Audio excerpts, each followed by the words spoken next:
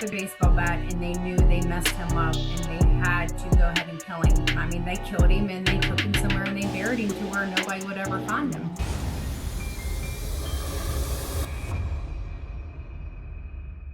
Before we get into today's case, we want to talk about anonymity for a moment. It's increasingly hard in today's world to do anything online without being tracked, watched, and treated like a human data mine, and it's become more and more difficult to get around it.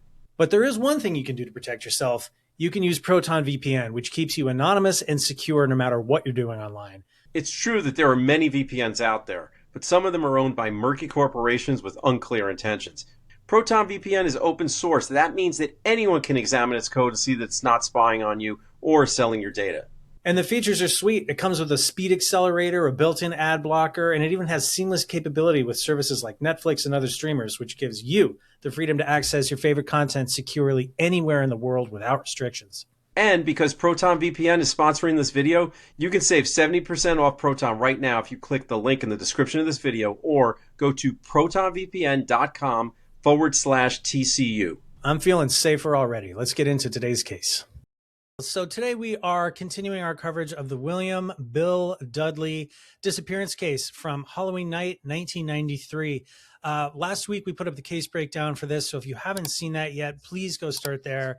That is where Myles and I really give you an overview of what is known about this case, the ins and the outs. And then from there, come here because we're talking to Bill's daughters, Randy and Crystal. These are actually the two people that contacted us about this story, and we're hoping to get the word out. So it's interesting to me, Myles, because this is, again, a case from 1993. And you might think, oh, my God, that's, 30-something years ago.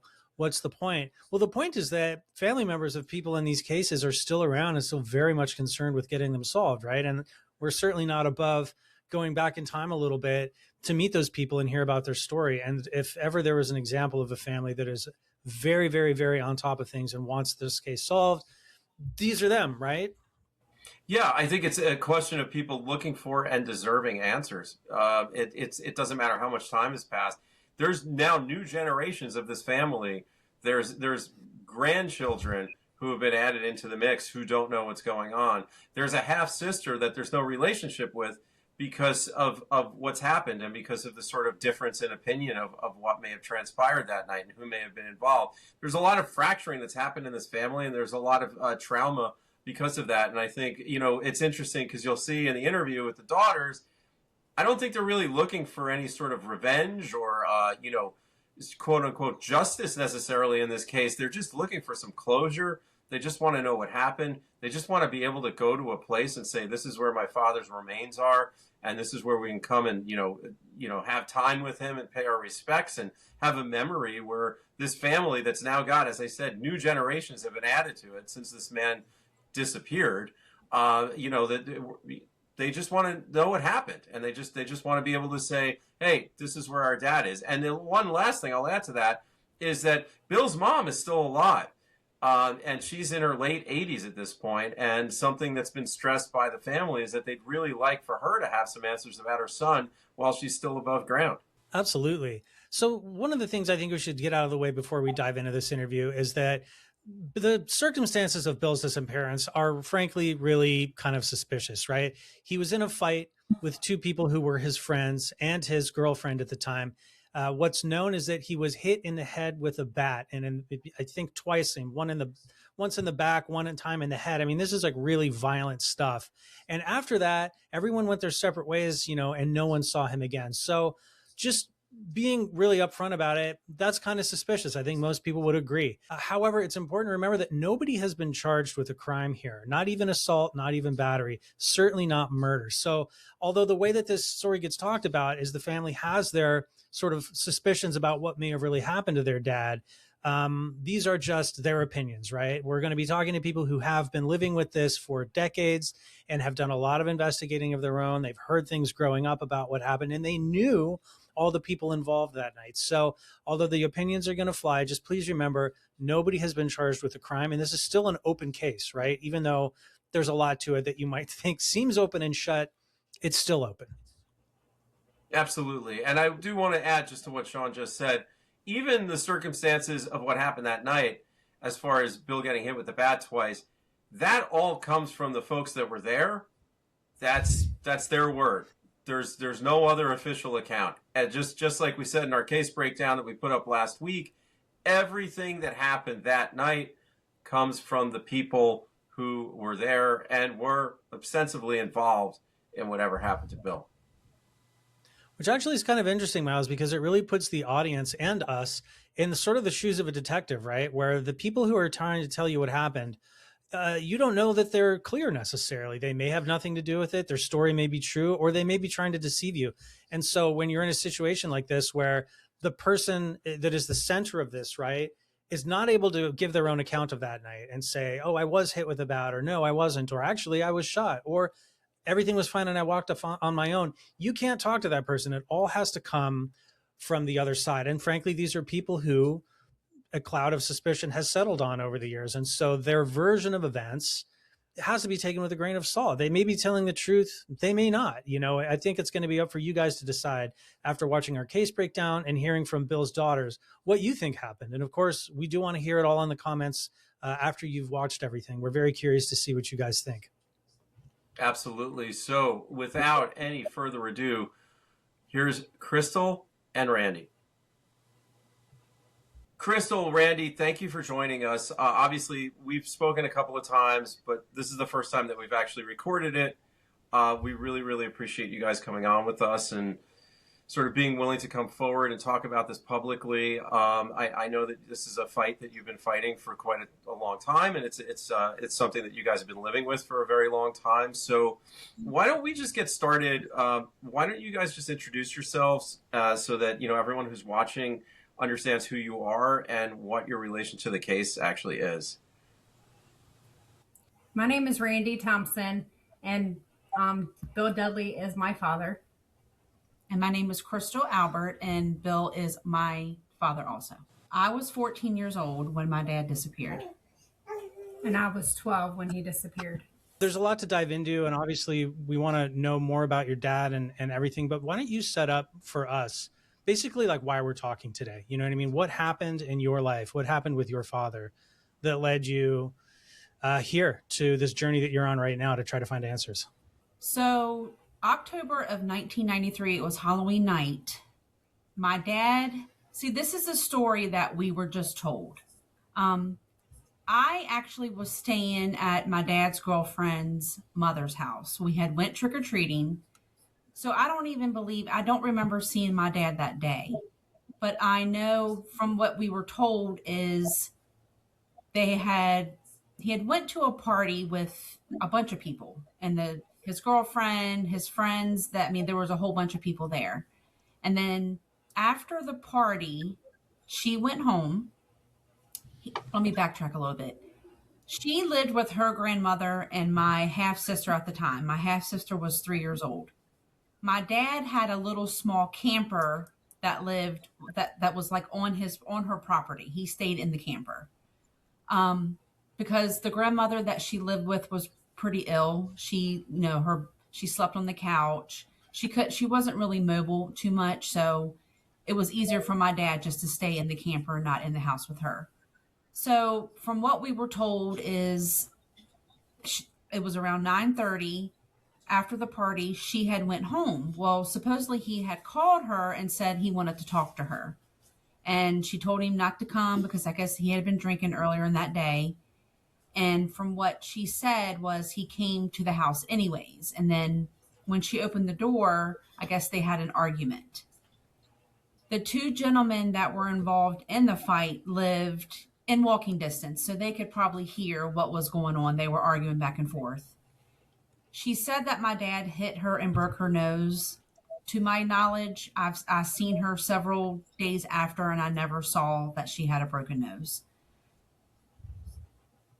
The fight, I guess the two guys, he got into a fight with them, and there was one gentleman that admitted that he hit my dad across the back of the head and the shoulder with the baseball bat, but he said that my dad got up and walked away. And that's the last time they seen him. Like I said, I was at the girlfriend's mom's house. One of the gentlemen that got in a fight with my dad did break his nose because I remember he walked in and he had blood all over his face. We were downstairs in the basement, and he said, I need to call my dad to bring me my gun because the only way to get rid of Dudley is kill him. They immediately made me go upstairs, and her mother took me home. The girlfriend's mother took me home. So after that, I don't know what had happened after that.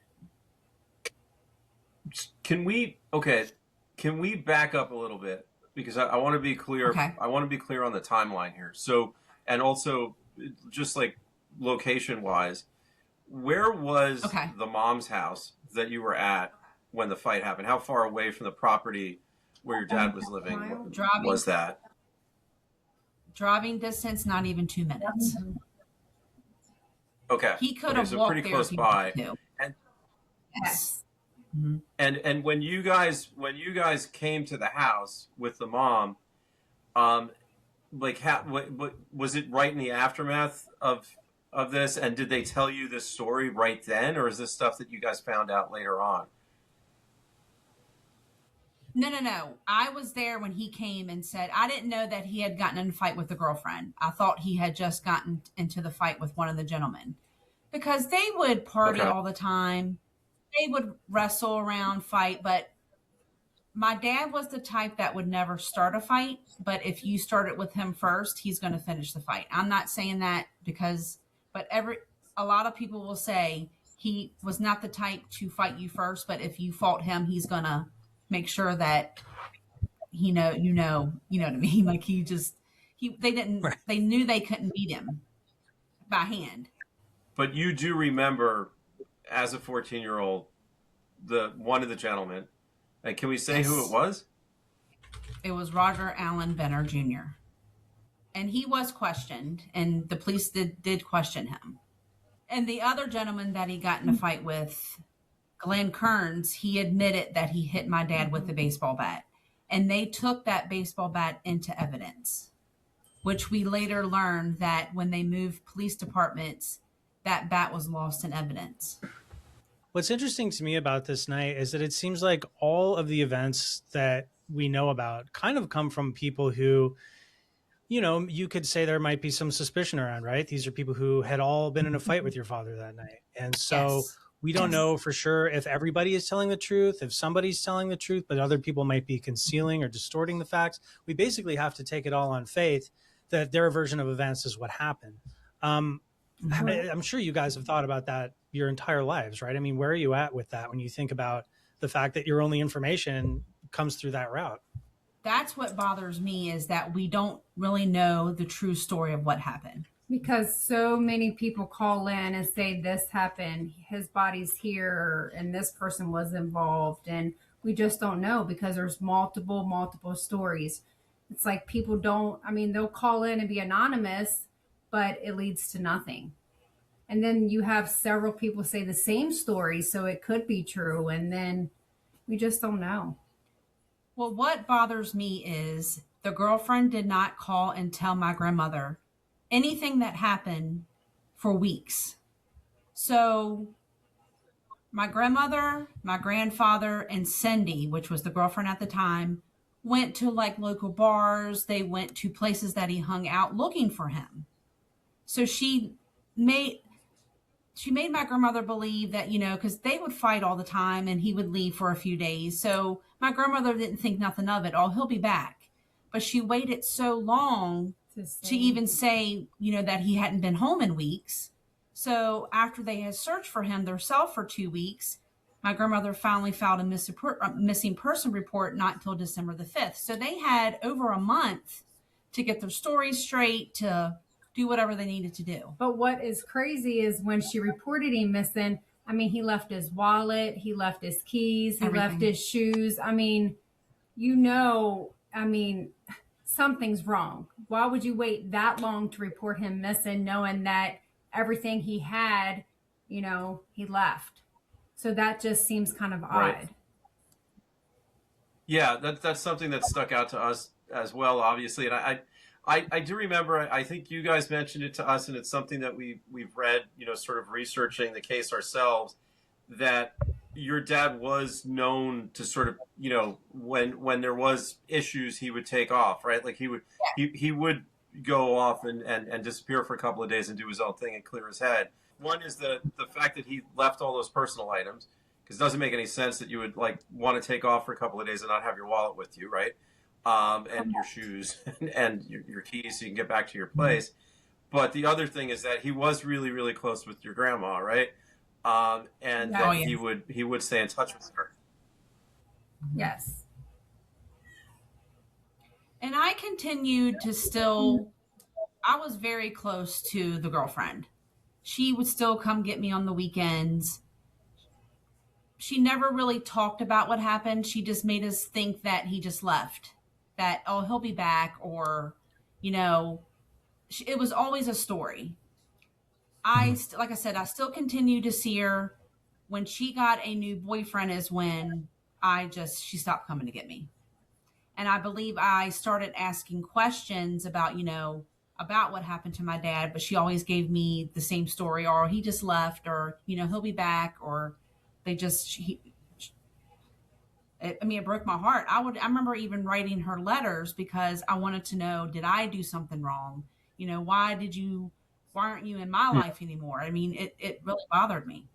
Sure. Yeah, Well, you guys were integrated as a sort of blended family, right? With your half sister and everything. Yes. Yeah. And we can't even see our half sister. She hasn't had nothing to do with us because our half sister believes her mom's and their family side of the story. Like she never got to talk to us. She never got to hear, anything. So we never even was able to be her sister. What is the larger story that they've told? Well, Kayla, our sister, she believes that our dad broke her mom's nose And he just left. And She he was a bad person. He drank all the time. They argued. So she believes them. She never got to hear how truly of a good person he really was, Yeah, because she was so little. She was 3 years old. Yeah, so she doesn't.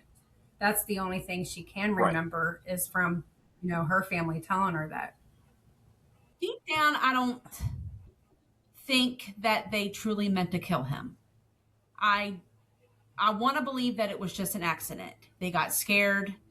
Whatever happened after that, I don't know. Because they were family to us. Like, we loved all of them. Like, even the guys that were involved, we were around them all the time. My dad was a great friend to them. He would do anything for them. I mean, it was always every weekend, everybody just hung out. Her side of the family, everybody was always together. And if they would get into an argument or to a fight, they'd be fine the next day. Yeah. So I want to believe that it was an accident. But then after all these years, you're like, well, why can't somebody just say, what happened? But I don't know. And they were the last people that saw him. No one else saw him, just them. So it's just odd because Clear Brook, where it happens, it's a small little town. Mm-hmm. If he would have wandered off, somebody would have seen him. They were the last people that seen him. So it's just, it just doesn't make any sense. And even the local store there, back then you can run a tab. And I remember them saying, your dad always paid his tab on a certain date. When we knew that he didn't come pay his tab, we knew something was wrong because he never, ever missed a date to pay his tab. So that's right there. Everybody just started saying, certain little things, something doesn't seem right. So why wasn't this more thoroughly investigated? Because like from the outside looking in, what we're talking about, it seems really obvious who you would want to talk to if you're the detectives, right? It seems really obvious what your running theory would probably be. So what happened in your guys' perception here that led to this outcome? I wish we knew it. The investigator at the time in 93, he admitted years and years later that he went about it the wrong way. Mm-hmm. He did. When they brought the guys in, they questioned them. They refused to take a lie detector test. Like they just really wouldn't. When they talked to them that one time, they never spoke to them ever again. Never. And they kept saying they were going to question this person and question them. And they just never, ever did anything after that. Nothing. They just, I mean, they just say they don't have enough evidence. They don't have enough proof. They can't go by hearsay. And it's just. But my thing is, you have a man that admitted that they hit him with the baseball bat. Why was there no charges brought to where, okay, you hit him with the baseball bat, now he's missing? Why was nothing done about that? Nothing. Right. I mean, did they even face, like assault charges or battery or anything like that? I mean, that in and of itself is a crime. Wow. Nobody ever, like my sister said, after they questioned him one time, they have never done anything since then. Nothing. Did you guys ever speak to the police back then? Do you remember when you were kids, after they were finally told that he was missing? I know they came to the property and everything. Yeah, I actually spoke with the investigator, and I'm the one that told him about one of the gentlemen coming in saying that he needed to get his dad's gun. I did tell him that, but nothing was done about it. We did get a tip from someone saying that my dad, his body was buried on Glenn Kearns' property, and they did we had the police go there, some cadaver dogs, they went there and they did search the property. It ended up, they found some bones, but it wasn't human remains, it was cow bones. And then after that, they stopped the search. But then we got another tip stating that they didn't search the right property. It was near there, but it wasn't the right property. And it's interesting too, because you told us off camera that both of these guys involved in the fight with your dad moved away pretty quickly after that, right? So this property wasn't even the same property where this took place, where they were living at the time. This would be somewhere totally different, right? Correct. Yes. How long after did that tip come in? I don't know the exact date, but it was a long time because your kids were small. The very first time, no, I didn't have Isaiah yet. I was in 11th. No, when they searched the property, your kids were born. Yeah. So it was years and years later. So it wasn't something that happened just a couple years. It was at least 10 years. 10 years, yeah. I know that you said that you kept a relationship with your dad's girlfriend. Did you ever talk to her about it? Did you ever ask her, friend to friend, sort of daughter to stepmom, what happened? Like I said, I was 14, so I continued to go with her for maybe like once a month. I would go on a weekend. So when she stopped actually coming to get me, I was probably about 16, so I was still in high school. But it's something that we just didn't talk about. Like, we would mention it, but she would just be like, oh, he'll be back, or he'll come back one day, or, it was always, she would always brush it off. It was not something that we just never talked about, which was weird now that I think about it as an adult. I'm like, why didn't I push her? Why didn't I ask? But I think I was just a kid. I didn't really know what to really say. Yeah, but it is odd, right? I also, I have to ask this because I think it's something that a lot of people are curious about. When your when your dad's mom, your guys' grandma, was told, like, she's the one who eventually went to the police, right? But it also took her a little while, right? Was it like was it a month? It was close to a month, right, before she actually reported him missing officially. Yes, because why do you Cindy think did she not waited? tell my grandmother for weeks. Cindy didn't tell my grandmother for at least a few weeks that he hadn't been home in weeks. So That's she when just Cindy and my grandma went and searched themselves for a week. A week or two. And then that's when she reported him missing. Yeah, she just made my grandmother believe. She didn't lead her to believe that anything was wrong. That she just said they got into a fight. I don't even believe that she told my grandmother that he had gotten into the fight with a gentleman. I don't believe she even told her that. I think she learned that after he was reported missing. Wow. So your grandma might have just to be clear, might have thought like this was a fight, like an argument, not like, you know, a two on Yes, one fight between grown men. That it was an argument between a man and a woman. absolutely. Yes. Then when she said fight, she didn't. Yes. Yeah, that's interesting. Because Well, they it would begs the argue question, often. I you mean, know, they've why leave argued a that out, lot. right? I feel that she waited to tell my grandmother so they could get everything cleaned up, all their stories together. I think that's why they waited so long. Right. Yeah, that's what I was going to say. Is it's like it seems like, you know, the most insane thing that happened that night was obviously the fight between your dad and those two guys, and the bat being introduced into that equation, right? So to leave that out, talking to your grandmother, like you have to wonder why. Like, why wouldn't somebody include those details? That's Yes. so insane. If I'm talking to somebody's mom and I know that person got hit in the head with a bat and nobody has seen them since, and I'm legitimately concerned for them, I'm not going to forget that, right? But maybe that's just me. So Absolutely. when you look at that interaction, I feel like it says a lot, right? It definitely looks suspicious, and I think you're right on the money with your thinking about the timeline of why wasn't more said, why wasn't anything brought to anybody's attention for so long. Well, it could be, like you guys mentioned, that your dad was known to take off for a while, or it could be this other reason, right? That maybe nobody knowing about this for as long as possible helped some people get their stories straight, find a way to make sure that this never got solved, right? And I can tell, you know, which way you guys probably think as far as those options. And you're not, you know, you're not crazy for thinking that. It's hard to ignore that stuff. If there's a legitimate reason for all that, it's just odd that no one's come forward and kind of explained themselves to me.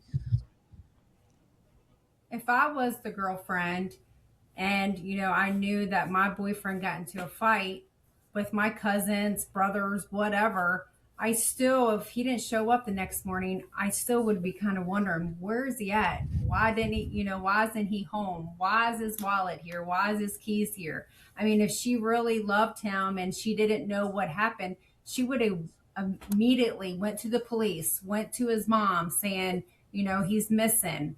You don't wait weeks later after you knew he got into a fight to report it. You just don't do that. And I think she's just as guilty as everyone else is. I mean, Right. at the very least, it's negligent, right? Like, if it's your boyfriend, your girlfriend, whatever, and there's a fight and somebody hits them with a bat, and then what? You're not going to check on them the next day. If you don't see them the next day, you're not going to worry and at least call a hospital and see if they showed up there. You know what I mean? Like, there's just a Yes. level of concern that you would think someone would have beyond just, oh, we got in a nasty argument and I don't want to talk for a day or two. You know, it's like, no, someone Yeah. hit Right. him with an instrument that could kill somebody, and it's just hard to Yes. imagine you wouldn't want to check on them. So, like, not having a Well, then good, that's I think Right. Sean, even more so, what you're saying also applies to the police, right? Because Yeah, if that's the absolutely. story Yeah. that they told, and it was they should have been obligated to do a more thorough investigation into it, just based on what the people who were there told them. And it's really stands out that they did mention, the violence that happened that night, and they didn't exclude it. And something that Sean and I have talked about amongst ourselves is that sometimes, and we've seen this in other cases, and I think just experiences in our own lives when we know someone who's lying. Sometimes when someone's lying, they give like a lesser version of the truth, so that there's a little bit in there, right? So it's almost like, well, yeah, I hit him, but really maybe something worse happened, right? That, because why admit to that to the police That was my thing. Why to if admit that's that all you that hit him with happened? a bat? Exactly. Yeah, that's my thing. Yeah, I just didn't understand why would yeah, you. it's Well, like so that what do you- kernel of They truth that a didn't even liar have to say tells. that part. As a kernel of truth, right? What do you guys think actually happened that night? I believe that they hit him with a baseball bat and then they ended up, after hearing my sister's story about the gun situation, I think they hit him with a baseball bat and they knew they messed him up and they had to go ahead and kill him because they would have got in trouble for attempted murder if they found him like that, just being hit with a baseball bat. And I think that I believe, that they buried him. I mean, they killed him and they took him somewhere and they buried him to where nobody would ever find him. That's what I believe. I believe the same. But my thing is, if they did not do it, they would still be in our life. They wouldn't have moved away. They could still continue to be in our life. They could have even helped look for him if they truly did not do nothing to him. Right. Yeah, it's almost like they sort of seem to have acted like they were the ones that were aggrieved and got hit with the bat, right? But in reality, that's not what happened. Yeah. And so you have to wonder why. Stop talking to this guy's kids that you're close to who have just, lost their father to a disappearance for all they know. Why not be there to comfort them? Why not stick around? Why not Exactly. apologize to them for the parts of this that you already owned up to the police, right? Getting in a fight, hitting somebody with Yes. something that could really do them damage. So it's just the whole aftermath of it doesn't read to me like people who, had something horrible happen and want to make amends and feel bad about it. It seems like there's maybe something else going on there. Although obviously I can't prove it. Look, I mean, it's important to remind everybody, no one's been charged here. Like, this is an open case as far as we know. And everything that we know comes from these people. And so, like we said at the top, that whole version of events is the benefit of the doubt to the people who may have been involved in something completely different that night. Like, we don't know. We don't even know if there was actually a bat involved. We've never gotten your dad's side of this thing. The bat could be a real thing that happened just once. Maybe it happened more than once. Maybe there was something else that happened after the bat. Like you said, a gun was mentioned. So yeah, it's hard to talk about because nobody's been charged, but obviously, like, looking at this night, it's just so hard to imagine that it went any other way than something really bad happened and a guy lost his life. It would be astounding to me if your dad was out there somewhere today and just for some reason didn't want to come back and talk to you guys and all the other people that loved and cared about him. Like, that doesn't sound like the dad that you guys have described to me. But you guys are not saying it just to make sure. But you don't think this was premeditated anyway? Like, this was a fight that went too far and then it was covered up. As far as that's what your theory is on it. Oh, for sure. That's what I believe, because we cared so much for these people. Like, they were our family, because we had been, like I said, 8, 9, 10, 11, 12, 13. They were in our life since I was 8 years old. They've been in our life, and I was 14 when he disappeared. So it's not like they were just somebody that he randomly just met at a bar. They were somebody that we seen all the time. Can I ask you when it was in your lives that you started to get a clear picture of what you think happened? I mean, did you immediately know that it might have gone this way, or did it take time for you to kind of come to the realization that that's what you think happened that night? For me, it took time, I think, as an adult, as I got older. Yeah, same. I mean, and then, when I became a mom, I was 17 when I had my son, and it was, like, man, I wish my dad was here to see my son. And then I had my daughter, and it's just heartbreaking that I know he would have loved them, and I wish he was here to see them. Every day, it's terrible. I mean, not knowing where he's at, it's very sad. I mean, I'm at the age to where I don't even care who did it, even though obviously I would love to know. I would just love to know where his body is, That's a great point that you bring up there, because when we talked off the camera before, you guys mentioned that at this point, it's more about that than anything else for you, right? Like, you just want to know where he is and bring him home and have that part of closure that you deserve.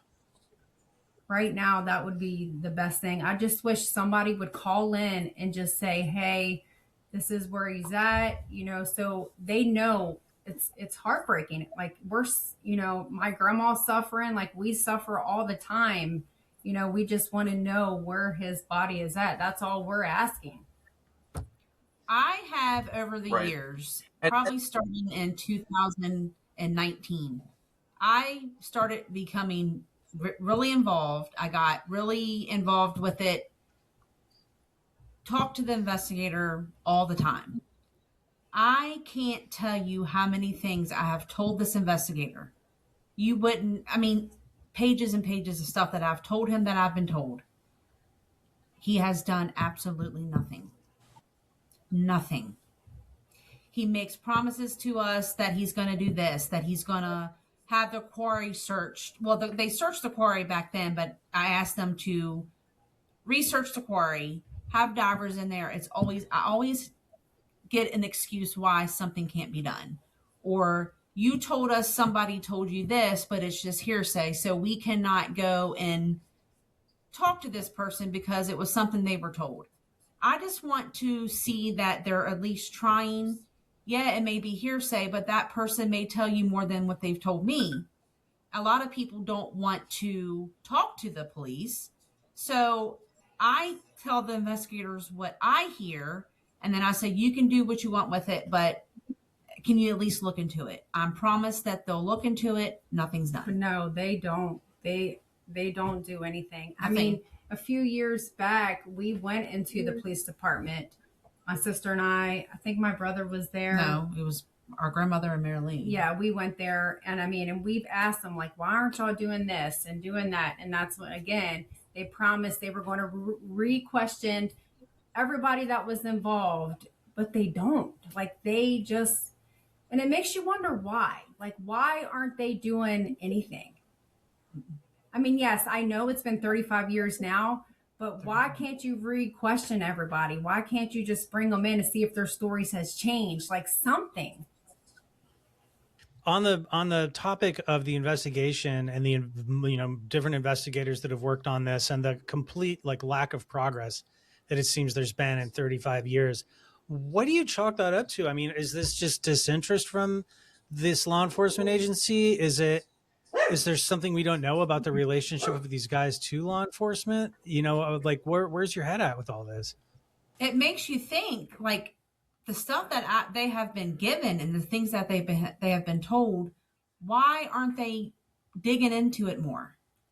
Then it makes you think. They lost the baseball bat, the only piece of evidence, they lost that, and now they're not doing anything. It does make you wonder.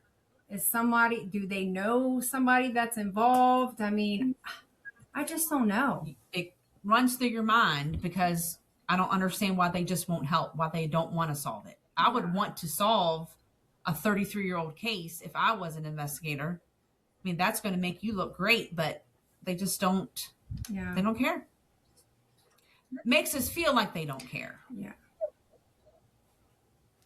Well, and especially one that, I don't want to be like armchair detective here, but there's been cases on this channel that are much more mysterious as far as missing people go, where it really does seem like, wow, maybe a UFO picked that person up. This seems like there's a plausible answer in plain sight that just needs a little bit of evidence gathered and maybe somebody to have the motivation to come tell the truth about what happened, right? Like, it doesn't seem out of reach. And the amount you've already been able to collect and give over, it just seems like, it's not for lack of of leads to go on, right? So you have to wonder, what is it, And I'm not saying because I think I have a theory or an answer. I'm kind of just thinking out loud in real time. Like, it's very baffling to me that you guys are still sitting here in this position after 35 years, when you can look at this and say, okay, well, at least I know who I want to question again, right? And it's, it's hard. I feel for you guys. I really do, because that's just got to be so frustrating. And I could see if my dad was like this horrible person, like he was just, but he was a great person. Any of his friends, anybody that you ask will tell you, he was a great guy. He would work. I mean, yes, he didn't have like a job where he made a paycheck. He painted houses. He was a mechanic. He was always doing something.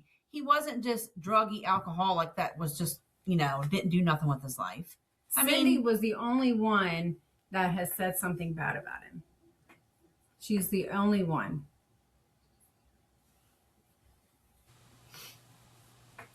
Yeah, and you do see sometimes. Then everybody thought he was, because they heard her story. Since she's the one that we only got the story from. Right. I have seen Cindy hit my dad. I've seen her punch him in the face. It wasn't him that hit her first. It was always her that hit him first. And then he would defend himself. I've seen her pick up a rocking chair and throw it at his head. I've seen her pick up silver. I mean, just I've seen the fights, but it wasn't something that, where he would beat her up all the time, because he was with my mom and she'll tell you to this day, he never put his hands on my mom. She fought, his girlfriend Cindy fought him like a man. And I can tell you, I've seen it happen. My brother can tell you he's seen it happen.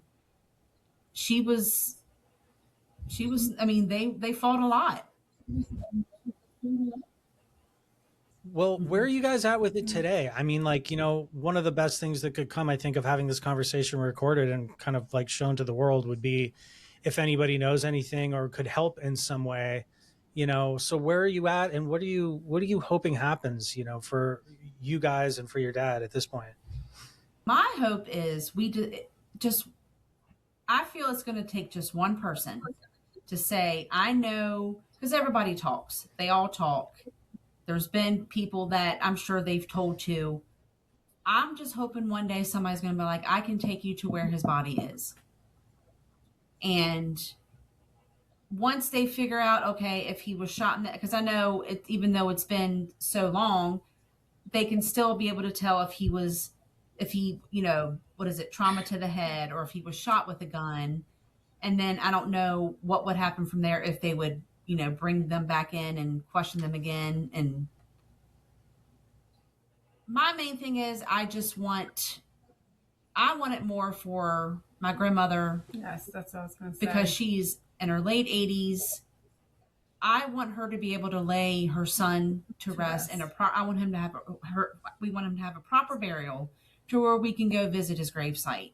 I mean, I know we may never find out who did it, but I believe God will punish the people that took him from us. I truly, wholeheartedly believe that one day that they'll pay for what they did to him. Do you guys know where Roger and Glenn are today?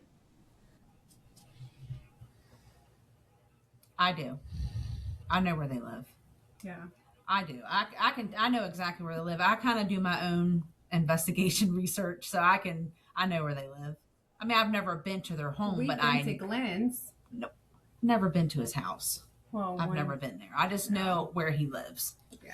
Where they both live. Well, when they and did then that search. Cindy also still lives in Clear Brook, about 5 minutes from my mom's house. Mm-hmm. So every time we go to our mom's, we pass her house. Wow. Do you ever see your sister? I don't ever get to see her. Over the years, she would come see us at my grandmother's house, but without her mom knowing. We would take pictures. We weren't allowed to post the pictures on Facebook. Yeah, she was trying to be sneaking about it so her mom wouldn't find out that she was seeing us. But now she has 2 children. Last time we seen her sister, her oldest daughter was 2 or 3? Little. And now she's like 12. Well, no, she's probably about 14. So it's been years since we've seen her. Wow. Yeah, yet It's another a shame. thing. I mean, that's another relationship that was just completely destroyed because of this incident, right? There's so many, there's so many people that have been affected by this. Well, and it spreads out through generations too. I mean, that's what's crazy. There's like grandchildren of grandchildren now. It's really, it's astounding to see how like the far-reaching effects something like this has on a family. Yeah. And I've asked my sister for. Randy, what I said, can you please ask mom? Okay. Oh, I don't even remember now. I've asked my half sister to ask her mom if she has anything of my dad's that we can have. We have nothing of my dad's. Nothing. I said I would be happy to have a pair of his socks. Just something that was his. I was told that the thing where his clothes were or where his items were, they were burned in a fire, or it was just, I'll have to ask mom if she has any pictures, or, it's always something, but I just wanted anything of his. We don't have nothing of his. Nothing. Well, Kayla, which is our sister, half sister, she did say that her mom had some old VHS tapes of my dad, but she was going to ask her mom if we could have them, but we never did. So Man. that was something that we didn't cover, which I would like to talk about, which is the fire that was reported at your dad's trailer, right? And that all of his stuff that was on that property disappeared. Can you tell us when that happened, or when you were told it happened? How soon after the Halloween night? Oh, it was years and years, because where she stayed at with the grandmother, when the grandmother passed away, she moved in the same area, but she moved into a double wide on a property that she had owned. On that property, there was like a trailer and a bus, and that's where my dad would keep his things. But randomly, I don't know how, I can't tell you how many years later, but she said that they caught on fire, which And everything of his burnt. I don't believe that. I don't believe it either. I was going to say, there's just a lot of convenient things happening here, in this story as far as evidence goes. It's like, it's just weird to me that everything catches fire or gets lost or isn't able to be recovered, or, it's almost, I don't know. In my experience interviewing detectives, they don't believe in coincidences stacking up that many times in a row. I'll just say that. Right. It's unusual. Right. Yeah. And then the camper that he stayed in, when they found his wallet, found his keys, randomly the whole entire camper was completely clean. I remember the investigator telling me that it was spotless, like it was very clean. Like the first time they went in there to take a look around? Mm-hmm. Which was Like what, it had a been month cleaned or up. over a month later. Mm-hmm. Right. And then my brother ended up getting the camper because he had gotten in some trouble, and he had to end up, my brother got the camper, and then he had gotten in some trouble and had to sell it. I remember after my brother sold it, the investigator came to my mom's and like, well, I would like to look in that camper a little bit more. Well, my brother had already sold it, and the person that he sold it to, it was, they took it to a river lot and it flooded. But I mean, this was years later. He wanted to come look in the camper years later. Not sure what he would have found, but Yeah. but they waited and did things way too late. Yeah, I mean, it's just so interesting because if they had been looking at that property as a crime scene, I would imagine that there would have been legal precedent for them to impound that camper as evidence. I mean, they do it with the cars of missing Absolutely. people all the time. You know what I mean? Like they hold on to these things in these impound lots for Right. years until they're satisfied that they've found everything they want to with it. So it's just, you're right. I'm not really familiar with Virginia state law and like what the situation there would be, but it seems to me like that might be a dropped ball right there in a big way, right there. Who knows what Yeah. they could have pulled out of that years later. Exactly. They did nothing. That's what I say. They I did just nothing. feel like there has to be something going on there for them not to do anything. It just does not make any sense. And every time we talk about the story to anybody, one of our friends or this person, they're just like, makes no sense. Why didn't the police do this? And why isn't your investigator doing this? We have no answers because we wish we could do their job, but I just don't know. And as a kid, we didn't know what to do back then. That's why it took me to being an adult to actually try to do something, because I was a kid. I didn't know what to do at 14 years old. If I would have known what I know now, like I would have been, but Yeah, we didn't have internet. We didn't have cell phones. We didn't have none of that back then. I wish I was a detective. Of course. I wish I was a cop. I'd be doing so much, And I'm not saying that just because he's my father. Like for anybody that's missing their father, their husband, their son, like you would want to do so much to try to help them, but it's like they're not. Yeah, well, something you said a couple minutes ago that really is kind of sticking in my mind is that you were kids, right? And you kind of assumed that this would probably get figured out. Like, You grow up thinking that the police solve crimes, period. That's what happens. Firefighters put out fires, doctors cure sickness, and police solve crimes, right? That's what we all think until they don't, right? And you start to get older, and then you get this other view of the world that, like, oh, sometimes these questions go unanswered. Sometimes the investigator goes to work and doesn't work on my father's case, right? And sometimes multiple investigators are assigned to it and nothing happens. And it's got to just totally have changed the way you guys view the world over the years to grow up in the shadow of something like this. Most definitely it does. It makes me not want to trust a police officer or an investigator because, like I said, I try everything I can to tell them what I've been told. I've even done most of the research myself before I even tell them anything to make their job easier. I've done it all, but it doesn't matter.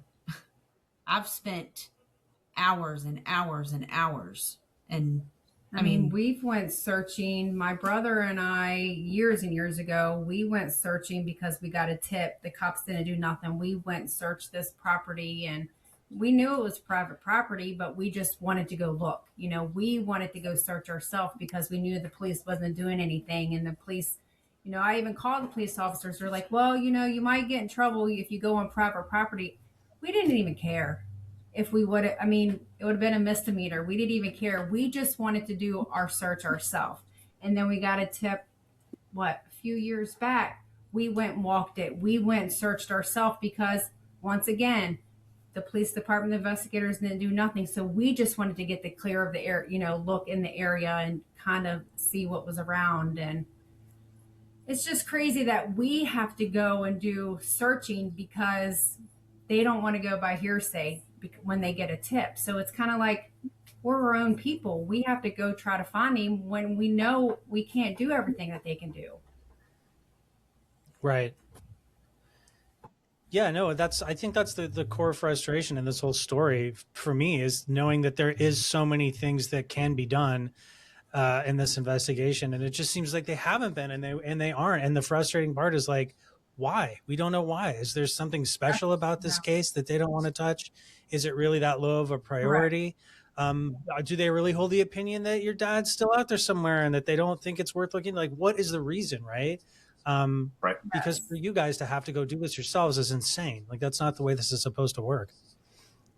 If you guys could send a message, if there's somebody out there, my personal opinion is there's a few people out there who know what actually happened, and there's probably more by now. So many years have passed and people tend to talk. If you could send a message to the people out there that do know what happened, what would you want to say to them? I would say just please, you can be anonymous. Just leave a tip or something. Just tell us where his body is for closure. That's all I'm asking, is we just need some closure for our father. Exactly. That's exactly what I would say.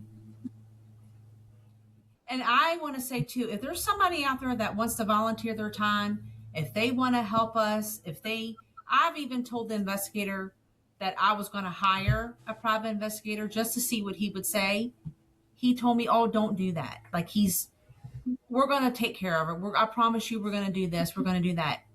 Promises, knowing that I can't afford a private investigator, but I just wanted to see, you know, if I could afford one, I would put up an reward. I would put up, you know, those big billboards. I would do everything I could, but we don't have the funds to do that. And if somebody can help us, if they want to say, hey, we're going to donate our time, if you want us to go dive the quarry just to, you know, look and see what's in there, I would be so happy just for somebody if anybody wants to help. I mean, because evidently, the police department's not helping us do anything. Right. And on that note, I would say to everybody watching, and if there is somebody out there, who does have information and you've stumbled across this video and you've heard something from someone, or you're someone who knows something directly, feel free to message us and we can pass it on. Or, you know, if there's somebody who wants to help, same thing. Please feel free. You know, our email's in the description. You can drop a comment. You can send us a direct message off the YouTube channel, And if somebody had a tip, would you want them to go to the police or would you want them to come directly to you guys? You know, that's hard to even say because even with it, if when we do get tips, we try to do our own research, which there's only so much we could do. And then we do call the police department or our investigator and tell him, and they still do nothing. So I honestly don't even know. That's a hard one. I don't. Yes.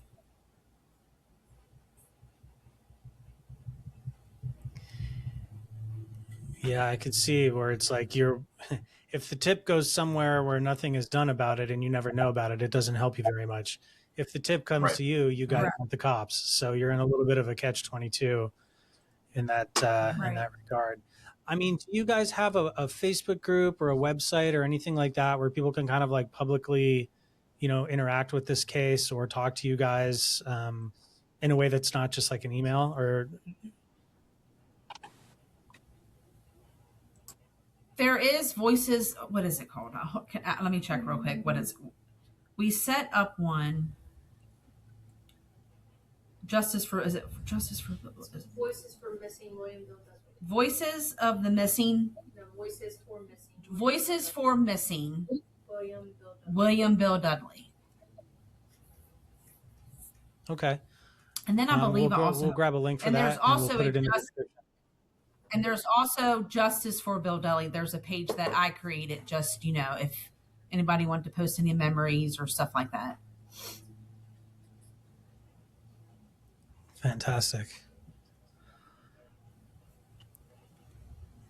Well, is there anything else that you guys wanted to say while we have the opportunity here? I mean, a way that you wanted your father to be remembered or any other kind of like, anything else basically, because I know it was important for you to be sort of his advocates. And I don't want to cut you off and end anything before you're done, but it does seem like we've kind of talked about everything that is more or less known about this story.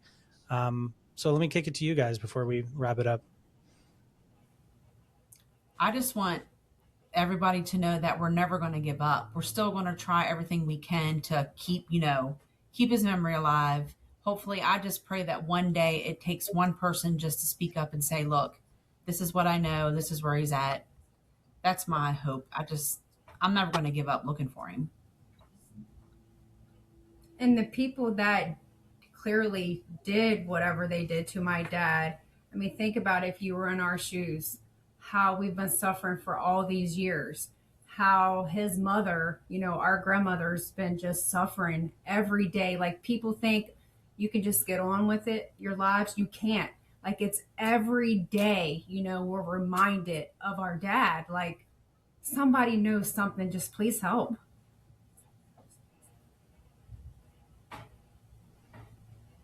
Yeah, well said. Yeah, I think it goes without saying. We sincerely hope you guys get answers on this sooner rather than later. Your entire family deserves it. And obviously not everything can be undone. But I think just learning where he is and bringing him home, like you guys said, and having a place where you can go honor him would go a long way, right? Beyond even just justice or seeing somebody behind bars. It seems like that's what's really important to you guys. And I hope you get it. Yeah. Yeah. Well, I hope thank somebody you. sees this, honestly, or hears it and reaches out.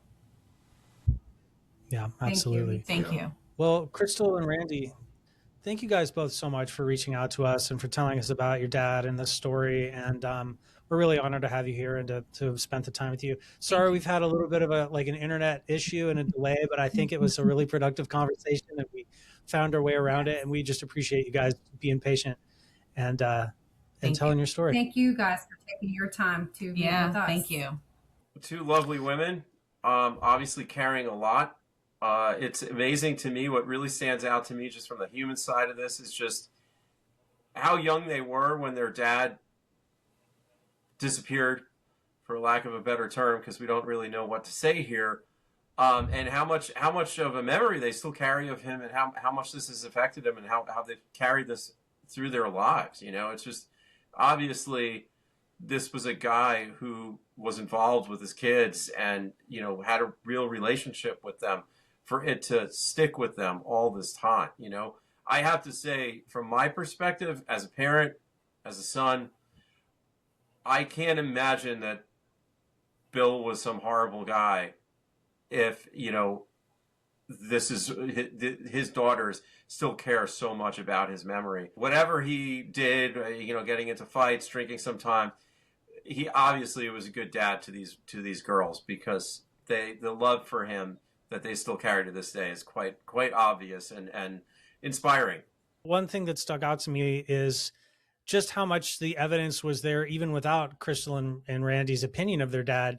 All the evidence was there that he was a good guy anyway. I mean, this is a guy who stays in touch with his ex-wife and spends time with those kids, even as he has another kid with a different woman. Everybody that he worked with had good things to say about him. He basically kind of, this is who you want to be. I mean, sure, no one's perfect, and I'm sure Bill had his demons like anybody else. And certainly that night, that sounds like there was alcohol involved with everybody in that particular incident. But, this isn't a guy who deserved to disappear, and this isn't a family who deserves to be going through what they're going through. You do read these stories about unsolved cases involving people who were selling drugs for a living, or, defrauding people or whatever, and they disappear and it goes unsolved. And you kind of think, well, it's not hard to imagine why this might not be a huge priority for law enforcement, given the type of person that was. That's not this story at all. That's why this is so frustrating and baffling. It's like, why wouldn't everybody want this solved? How has it gone unsolved for 35 years when there's so much suspicious stuff about it that it just doesn't seem like that big of a mystery to dig into? Where did Bill go if his keys and his wallet were in his trailer, right? And somebody hit him in the head with a bat the last time he was seen, right? It just feels like it's right there on the table. Yeah. But again, with nobody charged, maybe there's something that the police know that we don't. Maybe there's some reason that just hasn't been made public. It's hard to say for sure. But from the outside, yeah, it certainly looks painful. And you can see the pain in Crystal and Randy when they talk about it, because if there is some reason like that, they certainly haven't heard it. And you would think that'd be the first person you'd want to tell, why we haven't been able to figure out what happened to your dad. We've done a lot of mysterious cases where there's lots of options. And I have to say, like with this one, I just don't see a lot of options here as far as what happened, I don't buy that he just walked off, I don't buy that he walked off knowingly and, saying like, hey, I'll see you later. I'm going to take off for a while. It just doesn't add up. I guess the case where he could have wandered into the woods injured and, succumbed to his injuries on his own is possible. But I think there's something else that's much more insidious and probably more likely that transpired here. I know sometimes, our videos get around, especially when they're, done about like really, smaller communities. People tend to jump in and, take notice of it. And, hopefully people start watching this one and, maybe someone will want to talk to us, not just, with information, but also, someone maybe who was involved in the investigation. Maybe someone knows the two gentlemen that were there and wants to defend them. We're open to hearing from anybody, honestly. I think at the end of the day, our mission is to help the families, and, Randy and Crystal have sort of made it clear what they want. They just want to know where their dad is so that they can, bring him home, and if we could help facilitate that, I think it would be pretty amazing. So, if anyone's out there, anyone's taking notice of this podcast, seeing on YouTube, hearing it, drop us a line, shoot us an email. If you don't want to leave a comment, you don't want to be public about it, but there's a lot of ways to get in touch with us. We got an Instagram, we got Facebook. Yeah, we're always open to hearing every side of things too. I mean, again, like this is a case we know about primarily because of Bill's daughters. Everything that we know comes from them. And so obviously there's a lot of strange things here and probably rumors and conjecture about what happened that night that only somebody that was there would actually know, or somebody who heard it firsthand from somebody who was there. So yeah, we're always open to it. And I guess let's leave it there, because I'm really curious to hear what you guys think about this. Now that you've seen the case breakdown and the interview with Randy and Crystal, where are you at with it?